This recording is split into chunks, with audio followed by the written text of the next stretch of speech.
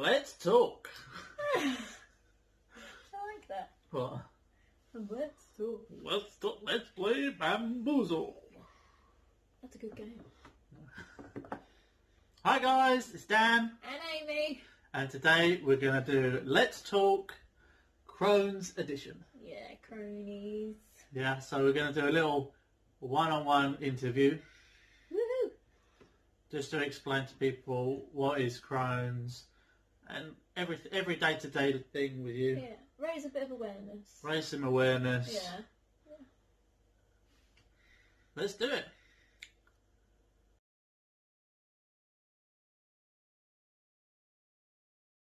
Right, so first question, what is Crohn's? Crohn's disease is a form of inflammatory bowel disease. You have two different types. You have three different types. Ulcerative colitis, Crohn's disease, and Crohn's colitis. They're all forms of IBD. Mainly, why are we doing this today? I am a crony.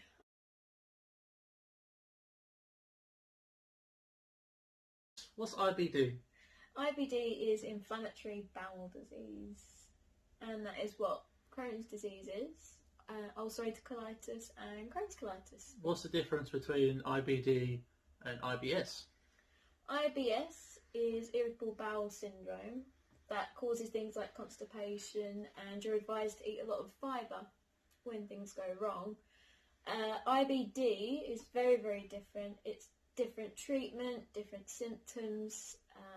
IBD is like your bowel becomes very swollen. Is that the main difference? It's the treatments and everything else. IBD is much more serious than IBS. I'm not saying IBS isn't serious. It's not very nice. Not to be taken lightly. No, definitely not.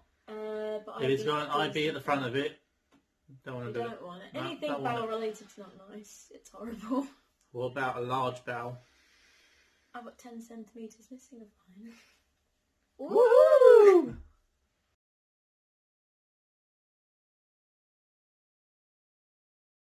Okay, Amy, you've got Crohn's disease. Yes. When was you diagnosed? I was diagnosed at 21. I was in and out of hospital for a few years. That's very young. Yeah, it's Is it quite young. generally a lot of youngsters that get Crohn's disease is sort of diagnosed this young? About 20s, 30s people get diagnosed. I was told that, but it does change. You can be younger, you can be a lot younger, you can be older. I was diagnosed at 21, but I was told that I had over 10 years of scarring. So I was likely to be in primary school when I had Crohn's disease, but I didn't know. It was just like a stomachache every now and again, just a bad upset The stomach. doctor said you had flu, and Anxiety was there was a lot of times when the doctors thought it was something else, or they just parred it off for something. They did. GPs do a good job generally. IBD. Do you feel like you was let down a little by the doctors at the GP? Yeah, I do. Do you think it's because it's not as common as you may think? I think I don't know enough about it, and Do you think it needs to be a speciality? I think it needs to be brought down, like definitely specialist. Yeah. But I think GPs need to know more about it. So say if they had some symptoms related to Crohn's disease or ulcerative colitis, that maybe they should be putting them on to someone more aware of Crohn's disease. Yeah, or get the scans. Rather than just powering them off with some paracetamol and I have some Calpol. You need to see someone. Well, I was told by Get yourself checked out first. I was told by my GP to eat loads of fibre, and that sent me into a 3-year flare. That was my worst flare. So that sucked. Yeah. And that was only a locum. That was a locum who came in and said she needs to go to hospital. We think it's Crohn's disease. And then I was sent into hospital. I think I had 5 admissions before I was diagnosed. Yeah, I remember a 13-hour A&E trip just to be sent back with 2 paracetamol. Tablets. That sucked. 13 hours in the middle of the night. Yeah. So not even during the day or a Sunday after all the football accidents. And this was overnight, Yeah. 13 hours, 12, 13 hours. Yeah. Around that. Sitting there waiting in A&E Yeah. for 2 paracetamol. That sucked. And that, yeah. Poor Amy here, she was crying and in so much pain in your stomach, wasn't you? It's agony. It was agony, and obviously now we know what was the matter with you. This is before you was diagnosed, wasn't it? Yeah. So they didn't know what was the matter with you. And you was in all that agony, and just be sent away with 2 little painkillers after that long. I mean, I know how I felt. How did you feel? When I was Tired. when I was Tired, stressed, and I felt like I needed to go to bed. When I was being diagnosed. There's nothing about me, because let's be honest, we wasn't in A&E for me. We was in there for you. I wasn't in any pain whatsoever. I might have got a little cranky after the 6th hour. Like, come on, A&E, let us get seen. I want to go home, go back to bed. But you was incredible with me.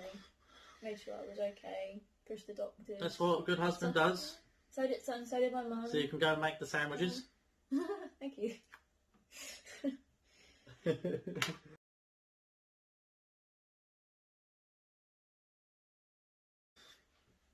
Haven't you done symptoms? No. Right, so what are the symptoms with Crohn's disease? They vary from patient to patient. Okay. Mine were, I would have bouts of constipation and then... Constipation! I like that, that's catchy. And then I'd have really bad upset stomach. But definitely, hands down, it was the cramping in my stomach. The Krampus. That is awful. That is really bad. There's only so many times you can take buscopan, am I right? Yeah, which my GP overdosed me on. Woo! There's a lot of overdoses here, isn't there? There's loads. I've had morphine overdoses. When you had your operation to remove part of your intestine, they overdosed you then, didn't they? They did. I had a opiate overdose, and I had to have a drug quickly given to me. I don't remember it. It was frightening. I can't remember it, if I'm honest. Yeah, it was I remember frightening. snippets. When they're chatting out to get a doctor and everyone rushing in to see you, it's scary. Scary. All it takes is just checking notes and knowing what you can and can't have. How much to have. Yeah. That was... I remember feeling like I was being swallowed by the bed. Jonah and the whale. Yeah, it really felt that way. It really felt Moby that Dick. way. Really weird. It was really weird. Really, really, really weird.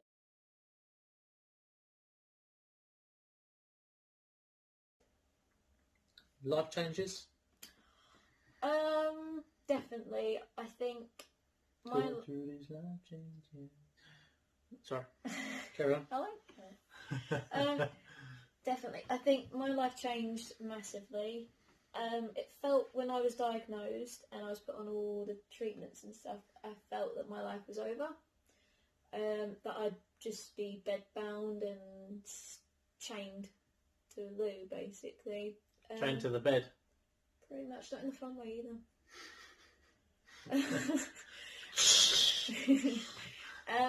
But yeah, I lost quite a few friends over it. People got confused and thought I didn't like going out with people, and that was never the case. I was too sick to go out. Depends who it was. Yeah. Just me, really. You didn't like going out with me, did you? No, I'm going to go to McDonald's. Just because I have a milkshake. That's the other thing. It's food changes. Food changes. I miss Thank food. goodness this didn't happen to me, because I don't know what I'd do without my food. No, my food, when I was diagnosed, I became extremely limited. I'm not allowed any fruit or veg, seeds, anything, nuts or anything like that. And that Anything healthy. Yeah. You can't have. So you're just allowed meat. Not all meat. So not fibrous meat, wasn't it? Not fibrous. It So had to be easily broken down. No duck, lamb, pork. You'd have pork mince, but that was about it. Anything that was hard to break down you couldn't have. And it has to be below 5%. Below 5%.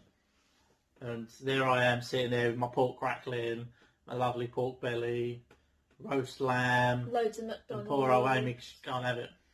No. So it gets very plain, very boring food. So you used to have chicken, Yeah, chicken, mash. salmon. So the only veg you could have was potato, onion, a small amount of carrot, Yeah. and that was it. On my worst, on the worst flare, I couldn't even stomach that. No. That was just water. What's some of the worst foods that you can't have out of Apple. apple? That is my worst. Apple. So obviously that's apple, pear, Yeah, it's just apple. along that sort of family fruit. Yeah, I have no idea what it is. But apple is probably one of my biggest. So as we've just gone past Halloween, any toffee apple? Yeah, our lovely neighbour bought us a chocolate apple and a toffee apple, and I haven't been able to eat them. They were delicious. Don't like you sometimes. I envy you. I envy your. One was a chocolate apple, and the other one was like a toffee apple. But that was nice. I like chocolate ones more than the toffee ones. Toffee ones like. Well, the toffee one, I think it does something to the skin of the apple. Like, I don't know. The chocolate one just sort of almost preserves it. Yeah. But I enjoyed the chocolate and the toffee before I enjoyed the apple. Let's be honest.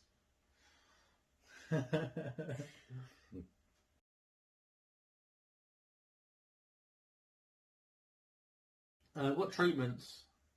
I have been through steroid treatment. The roids. The roids, and they weren't very nice. No, I can vouch for that. Yeah. I'm grumpy over here. I did. I was so grumpy. I was grumpy all the time. Are you on the roids now? Just live with you. Straight to the heart. I did. Straight to the heart. Yeah, you'll get over it. Steroid treatment, that wasn't very nice. I gained a lot of weight. I had moon face. You went up to, what was it, near 20 stones? I was 19 and a half 19 and a half stone. Yeah, I was a big girl, to be fair. I tried prednisolone. What weight are you now? So she was 19 and a half stone, and you are? I am now 9 stone 6. 9 stone 6, which is a healthy weight. They want Amy to put on a little bit more weight, just in case if there's a flare, then it'll... I've just got a little bit of chub to lose. That's what they want you. A little bit bigger, just so you've got something to lose. I don't want you too thin. Yeah, so if you go into a flare, you've got something to lose. Yeah. So you're not all just skin and bones, and like me. Yeah, I'm not skin and bones. I like food. You're lovely though. Yeah. I like you. Yeah, thanks. You're welcome. What was your experiences with treatments? Budesonide, I was always grumpy. What was that? Budesonide? Budesonide. Budesonide. Budesonide and prednisolone, I was quite grumpy. Can you spell that? Weight. Budesonide? I actually can. Could you? B-U-D-E-I... Hold on. B-U-D-E-I-S-O-N-I-D-E. Yeah, but can you memorise it without writing it down? No. Budesonide was bad. Chemo was quite bad. You lost some hair, didn't you? I did. I was on... Well, what does the chemo do for Crohn's patient? It's the same treatment you would do on leukemia. So it targets the cell and tries to confuse it, I believe. I think it tries to confuse it so it doesn't attack your immune system. My immune system attacks my intestine. So it tries to confuse the immune system a little bit. I was on azathioprine. That made me violently sick. I'd have it, and then after an hour, I'd be up all night. Whenever you ate food, you was always sick. Yeah, and kept so curing. Straight away, as soon as she'd have food, whenever we was out indoors, you'd have to be near a toilet, not just because of your bowel problems, but because you were feeling sick. Yeah, and that was the biggest thing in the chemo, actually. It was nausea. And that was a lot of losing the weight after your steroids. When you tried to get a little bit better, I dropped 10 stone. You dropped 10 stone, which was a hell of a lot. Yeah, very quickly. But I had captopril as well. I was on that for about a year. Yeah. And then that was when I went into A&E in my local hospital. I said to them, I really don't feel very well. I now can't drink any water without throwing up. They said, oh, it's okay, you're really far from surgery, don't worry about it. The next week I was sent into UCLH with my body was going toxic because I had an obstruction and I had a kink in the left side of my bowel, and I stayed in there for 4 weeks. Yeah, you had to stay in there for 2 weeks before surgery because was it 3 weeks? 3 weeks before. Because your blood pressure was something ridiculously low, wasn't it? It was. And so unsafe, and it's just like, how have you been living like this? And I wasn't hydrated either. No. And I had a PICC line put in. So it's a line that goes through your arm and it goes to your heart to feed you. Not very comfortable, was it? It wasn't. No, you have to be awake. It's you go into a theatre. You have to be awake. Go into the theatre. The nurses there are so lovely there. I cannot fault UCL. University College London Hospital. And I'm under Dr. Rahman. Ramen noodle. Dr. Rahman, he's incredible. He's amazing. Does he make noodles? I don't know. I was on Dr. McCartney, Dr. Paul Cullen. McCartney. Dr. Cullen. I was under all the gastro team. They all suddenly knew my name. You become famous in hospital, didn't you? I did. I had loads of trainees come up to me and they'd have to quiz me on what I had. And most hospitals you get the one doctor and their little sidekick nurse or whatever come along and do your observatories. Yeah. And then you had about 10 people coming on and was like, I did. What's this? I did. Well, you were famous, weren't you? I did, yeah. So that was, how did your surgery go? My first one. Your first surgery, yeah? I was very lucky. I had an incredible surgeon. He was amazing. All right. I'm married to you now. Dr. Woods. He was. Oh yeah, Dr. Woods. That sounds about right. He was incredible. He was brilliant. Oh yeah. Yeah. Yeah. Well, you go marry him then, eh? I had a loop. I had a loop ileostomy. So I had a stoma bag. My surgery, I was going to be opened up halfway through, but my surgeon was determined not to do that because he was going to go look for the little keyhole, wasn't he? He was, and he done it all keyhole. My scar from my ileostomy, so from the thing, it's like that big above my belly button. Tiny. So I'm very lucky, very, very, very lucky, and it took a long time to heal, but with the bag, I was fine. Perfectly fine. Yeah, no, at the start, I think the first week, you was struggling a little to come to terms with what was just happening, because it wasn't a done deal when you went in for that surgery that you was going to have a bag. No. There was a high chance that you was not going to have a bag, and then they go in there and fix. But the truth be told, they didn't know what they was going to do because they hadn't gone in there and they hadn't seen it. You had so many different tests to find out what was inside, what they're dealing with, and how they can sort it out. But they couldn't, could they? They had to go there in the surgery and act upon what they found. Yeah, it was a good job they did though, because they didn't know I had a kink until they went in there. That's it. They knew there was something was blocked, but obviously it's in that part where I'm afraid you could go through one end or the other, but there's that little bit in the middle. A little bit in the middle you just can't see. Yeah, that my terminal ileum was removed. I had my terminal ileum removed. Yeah, that fish out. Yeah, I had 20 centimetres of my small bowel removed. So that's probably 20 centimetres is about that. Yeah, and 10 centimetres of my large bowel removed.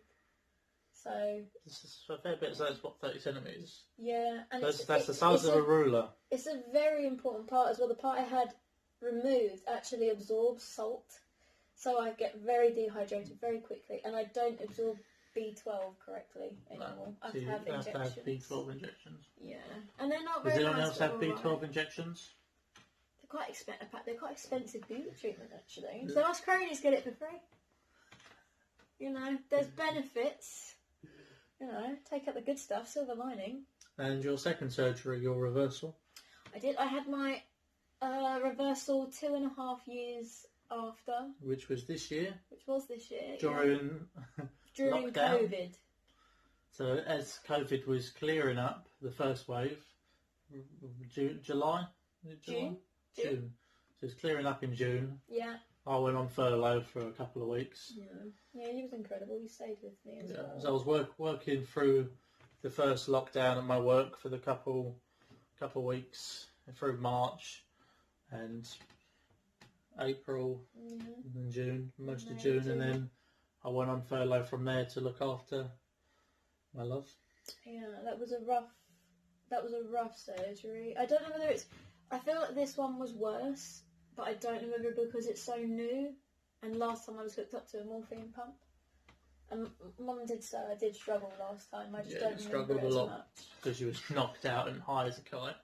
I was. It's quite nice. Apparently when I woke up, I told my surgeon I didn't like him. Yeah. The truth comes out and the truth hurts. Lovely guy. Lovely man. It's been hard. It's now November. We're now in November and I'm still healing. Yeah.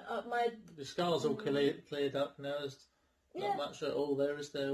My scar's about that big.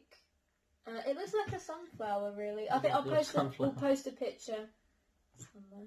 Yeah, and we'll post a picture of my belly for all the foodies out there, and you can all get jealous to see how much food I can fit in my belly. That's hard work. That's like proper muscle It took me a long time workout. to build this body. You don't need muscles, just a round belly will do.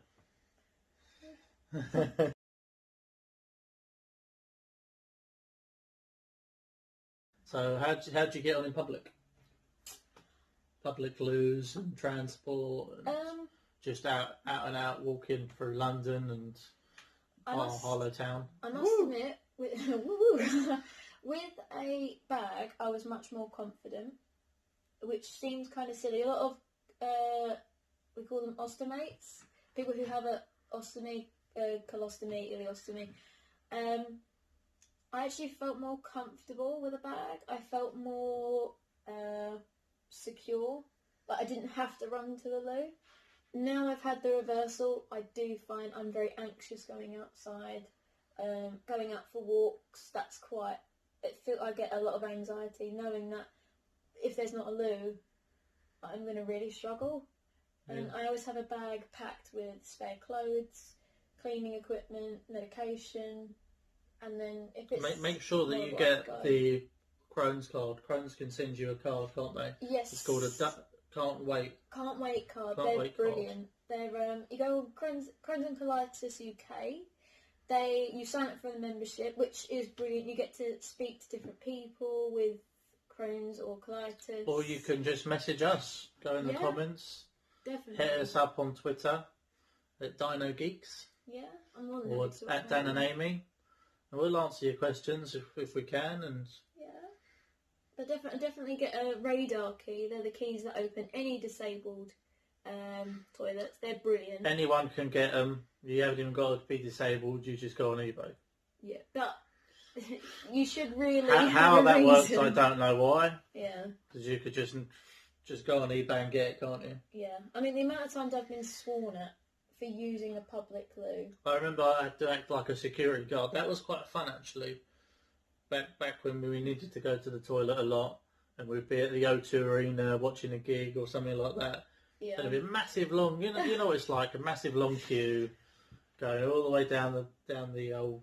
That'll go down the hot. Go past the burgers and the hot dogs, and I'd go over there, stand by the door to the old security, and they go in there and they give her dirty looks, and it's not nice. They've got enough to deal with, let alone, people staring at them going, "Oh, you don't look like you've got a disability.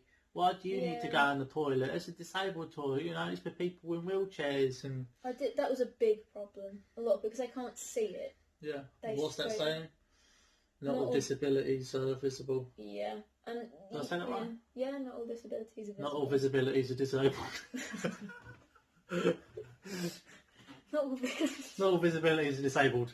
Just me. I'm a disability myself. Bless you.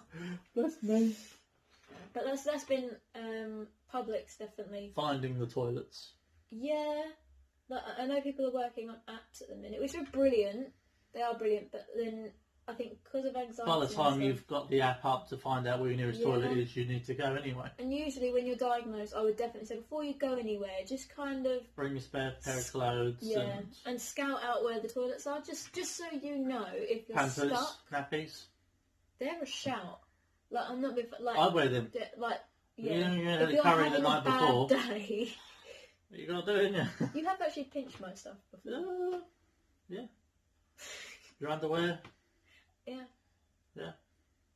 C-cup. I've been made to But yeah, public, I think. Yeah. It's a scary place for you, isn't it? Being out in public, yeah, and the actual public dealing with me. Some people are lovely. Some people can be quite rude. Best public experience I had was we were on the train going to My big fan. I wish. Walk It. Do you remember we went to Walk Yeah. It? And loads of cronies. We were on the same time, and then all of a sudden this lady sat with me, and we were talking about it, and it was nice to get. You suddenly feel like it's quite strange. You feel like a big family there because all of it, you just meet loads of people with the same. Everyone issues. tells their stories, and even I don't have Crohn's disease. I haven't got IBD, IBS. I haven't got anything, but just to be there and listen to everyone's stories and have the time for that is quite incredible, really, everyone getting together. It is, and there's so many, like, they get celebrity appearances as well. Have you been to any of these Walk It events? They're brilliant. They're charity events. You get to walk a 5k or a 10k, and the atmosphere is brilliant. Yeah. And we're usually the ones in the big dinosaur costumes. costumes. You'll notice us, if you go every year to London, you'll notice we're in the inflatable dinosaur suits. So next year, 2021, look out for us. Come along, say hello. Yeah, get a photo with us and definitely hashtag it. Yeah, definitely get a photo. Get a photo of me fighting Pikachu. That's fun. We enjoy the Walk It events every year. Yeah. But yeah, public. It's great because you go through London and all these other cities and places that it does it, and it just raises awareness because you're a big purple army, you know.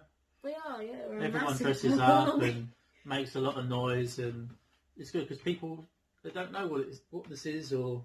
No, and it's not something that you know about. To be fair, I didn't know about it when I was first diagnosed. I had no clue what it was. It was just a word. Yeah. And it was Amy looked into it. It was okay. It's that. Yeah. So it's nice for normal people to realise what it is and definitely and have that awareness. I think one thing it is definitely is breaking the stigma about talking about toilet issues. Yeah. I mean, even like I know you just associate these sort of things with old people, don't you? The old person who've got bladder problems and definitely, and I it's think to have that in a youngster's body, which I'd look at you in the street and go, "Oh, she's normal. There's nothing wrong with her." But the matter of fact is, get to something know wrong. me. Yeah, I mean, I think there's a lot wrong with her. Loads. I have a list. There's other stuff as well. Yeah, there's that stuff. I think, yeah, definitely. But it's trying to break the stigma. It's okay to talk about toilet health, and one of the big symptoms are passing blood, and that is something if you don't want to bring it up with family. Don't mean inject yourself and then pass it on in the old test tube. But if you are seeing blood in anything like that, it could be anything. So definitely see your GP or doctor about that. In your wee, in your stools. Yeah, it's nothing to be embarrassed about. Everyone does it. It's fine. Yeah, it can be normal. Don't panic. Don't panic. But if you are passing blood, go see your doctor just to be on the safe side. It's not, and they've seen it all before. They're fine. Don't be scared to go and see a doctor. No, they're lovely. They're lovely. But that doesn't even just include Crohn's disease. Anything. Everything. If you've got a funny looking thing on your back, just go and get it checked. What's the worst that could happen? Then turn around and go, oh, let's do a test. It's only a spot that ain't popped. Stupid. But you'll come home and go, I'm glad I got that checked, because it could have been anything. Yeah, we all have bodies, and I think the more we talk about it, the less people feel. I keep going for my liposuctions, but it just keeps getting neglected. It's swelling. Yeah. Swelling. Yeah.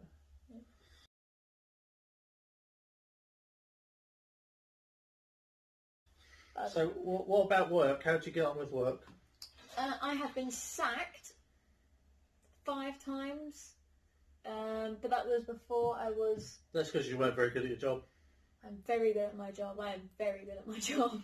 I was sacked 5 times because people didn't know what was wrong with me. They just thought, she's taking a lot of sickness days, a lot of ill days. Yeah, I mean, there was one job I actually collapsed at work. I hit my head on the sink. I had a massive bruise across my head, and they said... Had a few much to drink the night before, didn't you? Yeah, and they used to say stuff like... But do you remember that time they said, oh, her partner pushed her down the stairs and all this rubbish? Yeah.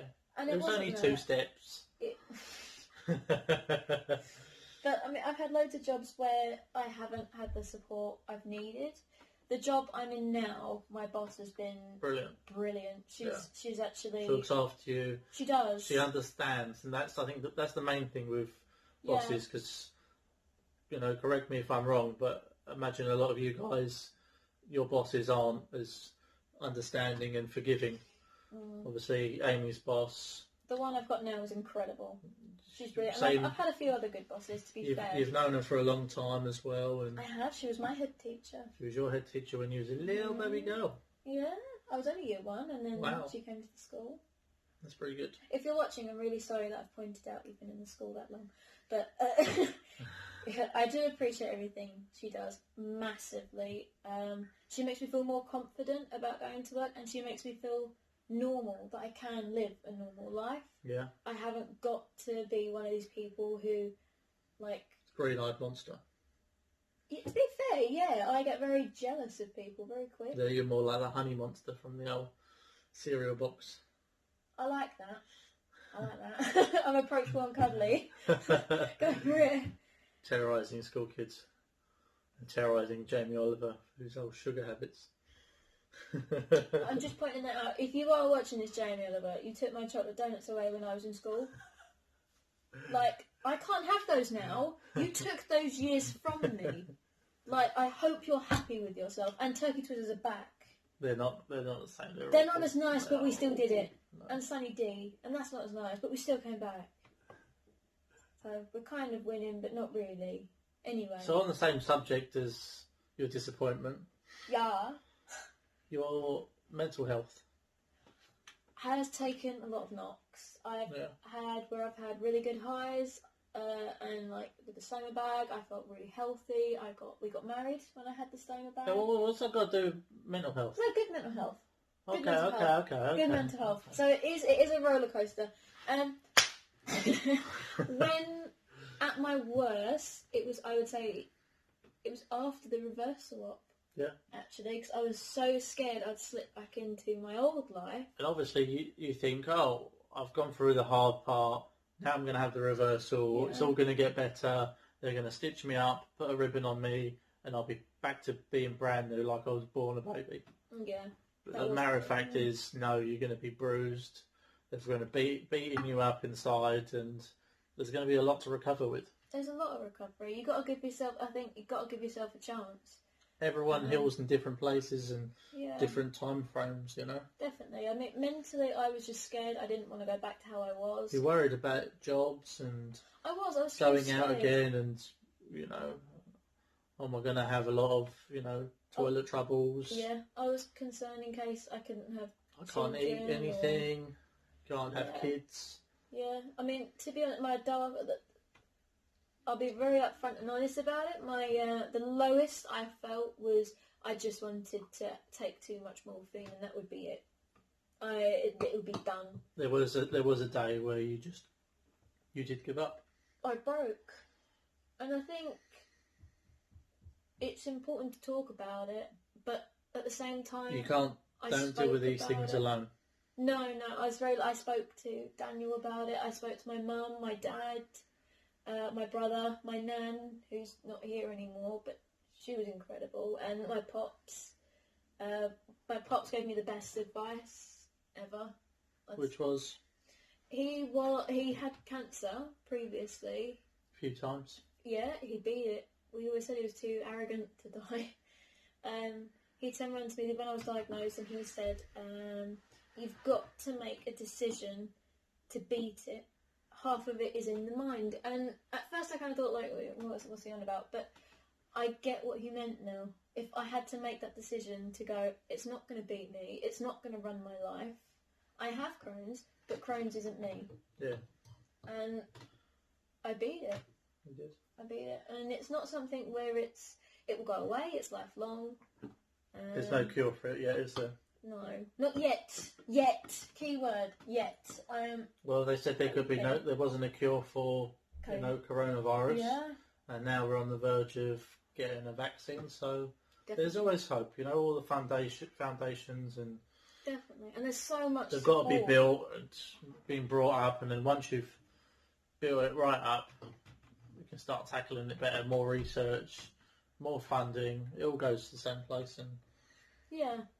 I think it's important to let people know when you're struggling. it's not just Crohn's disease. All these places, they're all the same. Cancer research and British Heart Foundation. There's so many that just need to keep going, keep researching, and get things done. So in the future, people haven't got to worry about it. No, and I agree. That you can't just go, oh, there's no cure. That's it. You're done. You're screwed. Can't give up. Can't give up. You have to keep going. Yeah. So it's important.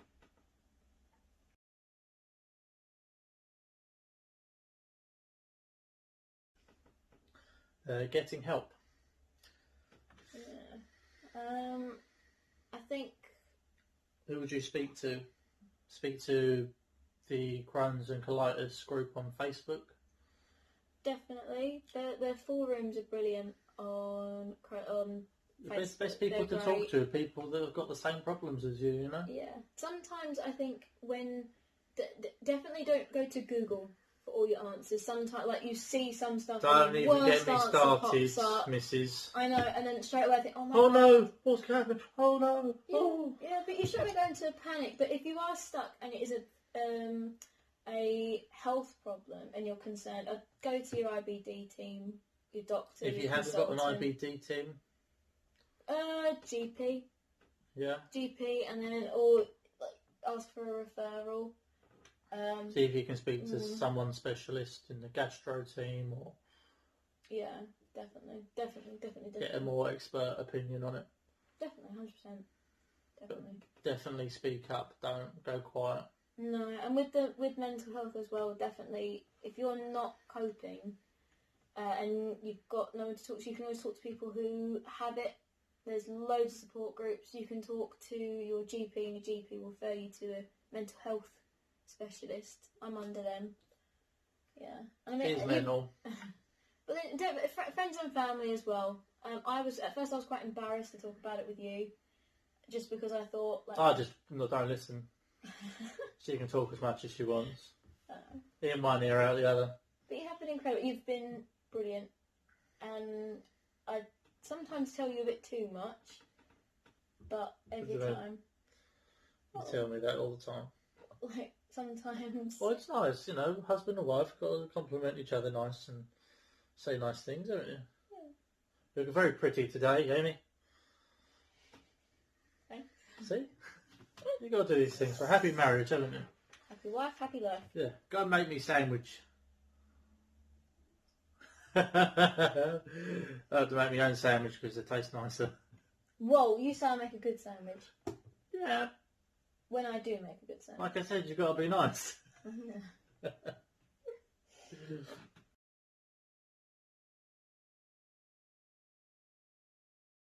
Social media.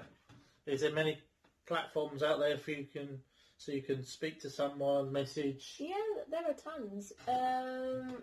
Facebook, obviously, the forum. Crohn's and colitis forum. There's loads of, I was part of a ileostomy page when I had the ileostomy.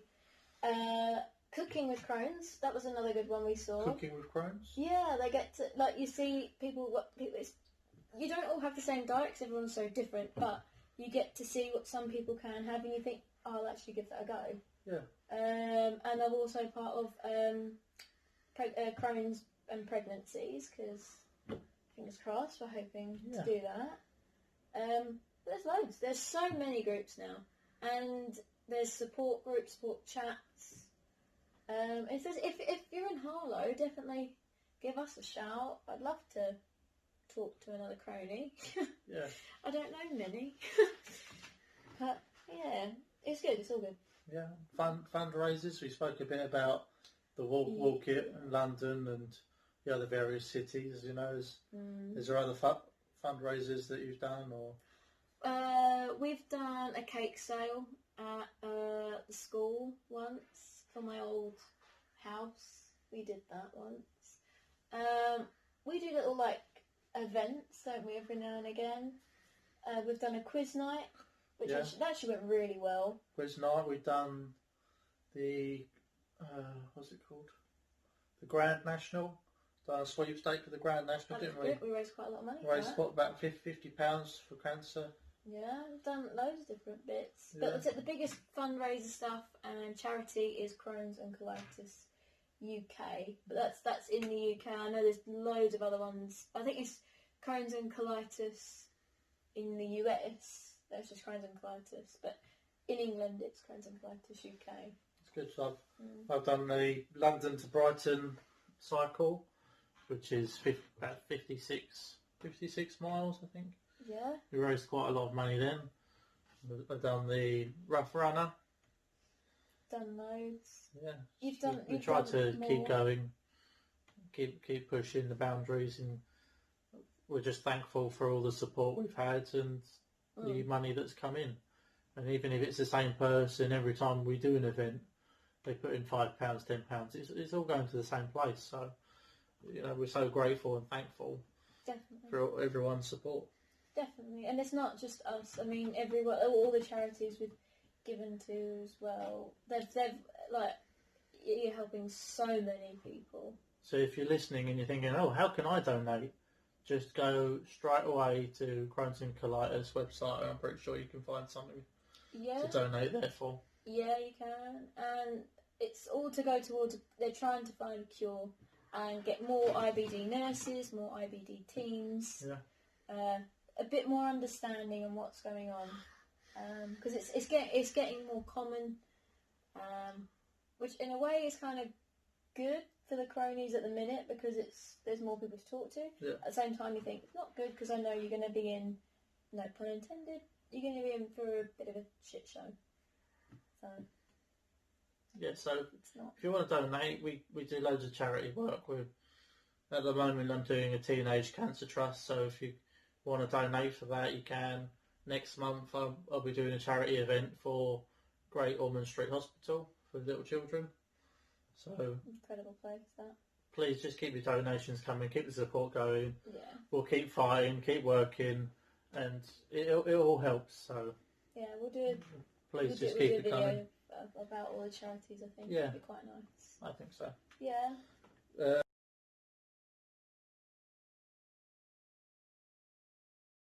Last but not least, any advice? Don't suffer in silence. Speak up about it. It's fine. Don't ever. Let's talk. Yeah, let's talk about it. Let's talk about it. Don't ever be embarrassed. If you a quote from Game of Thrones. If you wear it like armour, it could never be used to hurt you. So thank goodness it weren't the one I was thinking about. What were you thinking about? No, let's not make this explicit. But talk about it. It's fine. Don't ever be embarrassed about it. And if you are a crony and you're going through your... No one puts crony in the corner. No one puts a crony in the corner. We'll make a mess. If you are a crony and you are going through a flare, you're going through a bad time, keep going. You will get there. You'll find the light at the end of the tunnel. You will get there. It will take some time. Yeah.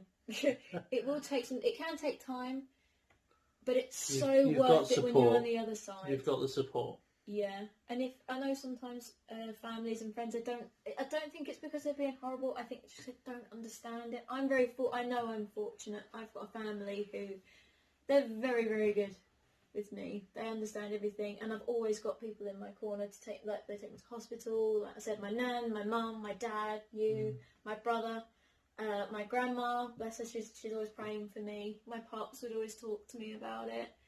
My cousin would always talk to me. My friends as well, they're brilliant and understanding, and when I can run off in the loo, they'd just be like, oh, okay. Yeah, fine. it's all about you. Oh, yeah, praying for you, thinking about you. Nothing about me. Don't worry about me. I'm fine over here. But is there any advice you would give anyone who's a partner or a friend or a family member of a Crohn? Stick by them. You know, this isn't in their control. This isn't their fault. This has happened to them. It can easily happen to, you know, me and you. Anything can happen. It doesn't have to be just Crohn's disease. It could be anything. It's not a disability. It's part of who you are. So be strong. Speak to each other, especially if they're your partner. Don't think they're a monster. They're not a monster. Just sometimes they're monsters. That's steroids.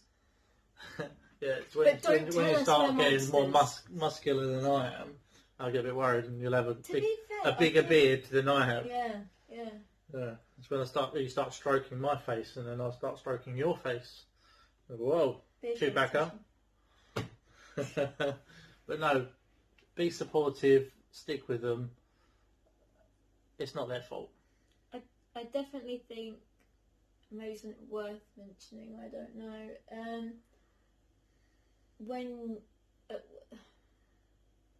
as a partner, I think it's important that you talk about how you're feeling, and I know even with men as well, men and women, especially, I know some people don't feel body confident anyway, but definitely from a Crohn point of view, when you've got all the scars, or you're very conscious about your body, when you've lost weight, you're gaining weight. Don't make too many jokes. I've made mistakes all the time. Yeah. I try and be funny, and then I go, "Oh, why'd you say that, you idiot?" But I know it's a good place. We'll do it. And eventually, we'll get there, and she'll understand it was a joke, and I didn't mean to call her a hippo. Yeah, no, you just need to learn about that. You really It's a hungry hippo. A little one in the shines. Well, I think definitely with the intimacy-wise, yeah, definitely talk to your partner so you feel more comfortable. I mean, yeah, we'd always talk and... Always talk to each other. Yeah. There's nothing wrong. The best thing you can do is just talk and support. And also, you've made me feel more confident, and with the scars, I don't feel like, I think, when I first had the surgery, I felt like Frankenstein. That's the only way I can describe that feeling. Yeah. I felt like I was just butchered. Yeah.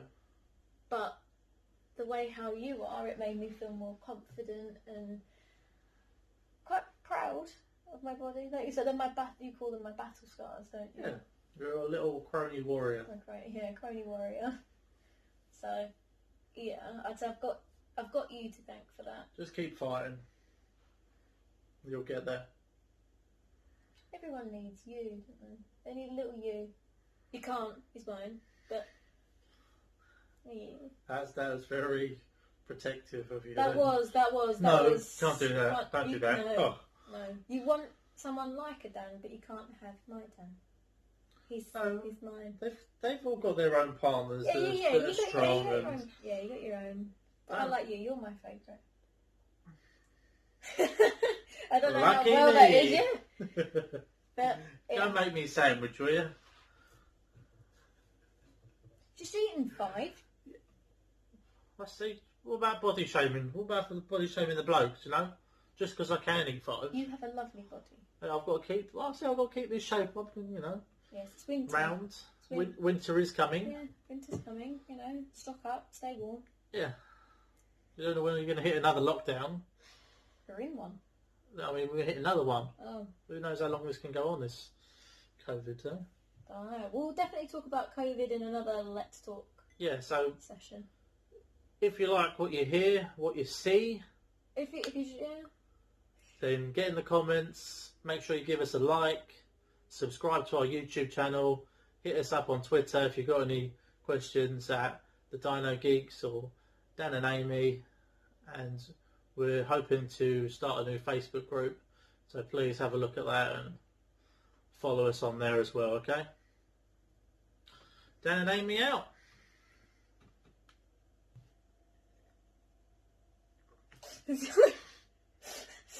I got really worried then.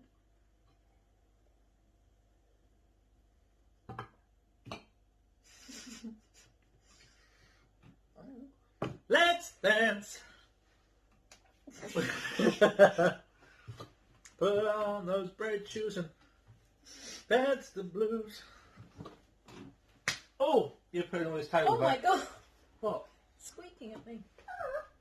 Oh, you put all the stuff back because I asked you to get it ready early and you just said, I can't lift it. did you not come in and I just can't find the lift tripod? it. I can't lift it. What, the tripod? Yeah. Ow! I'm so... Go on then. Go on then. If you're brave enough. Oh my god, you did. You did. Hello. Dick. No, you got me. You got me. No, no, no, no, no, no, no. Oh, pig. Pigs Put my don't spray water. Keep